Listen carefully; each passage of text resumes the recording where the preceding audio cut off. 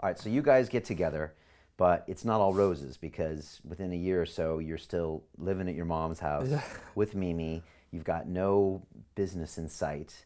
I think you guys used to do these gratitude walks, and like her dad would call and be like, "What do you guys have to be grateful for? You're broke." Yeah. Is this about right where you were? And then what happened to change it for you Yeah. So guys? I was very grateful that Mimi, she moved away, and I said, hey, it's fine, move, experience it. And then she came back, a month after, because we would write to each other. And then I got fired from the bank. So she got a job back, but then after she got a job, I got fired. And I get fired, and then she's like, I'm quitting. I don't want to work here anyways. And because Mimi is like that, she's just very decisive. I'm like, somebody has to work. She's like, no, I don't want to work here. So here we are, both of us unemployed, uh, living off government benefits.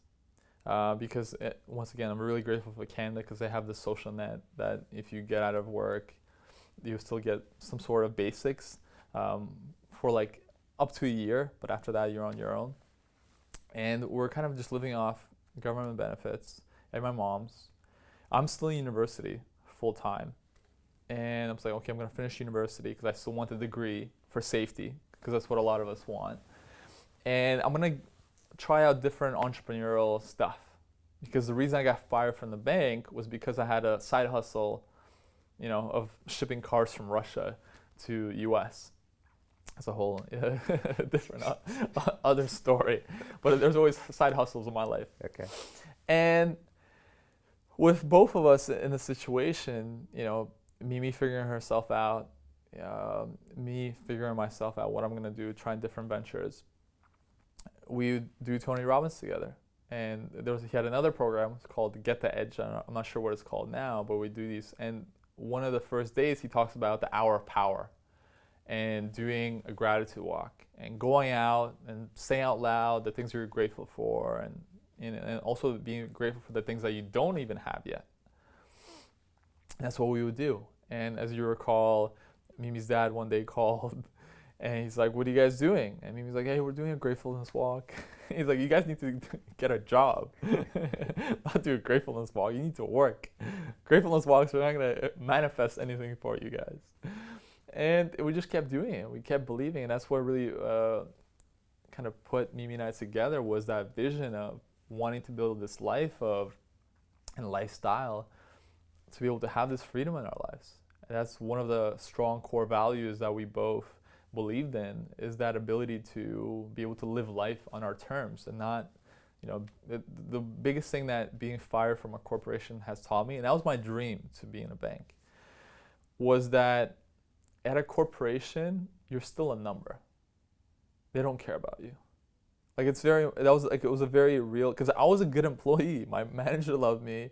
I was a great coworker.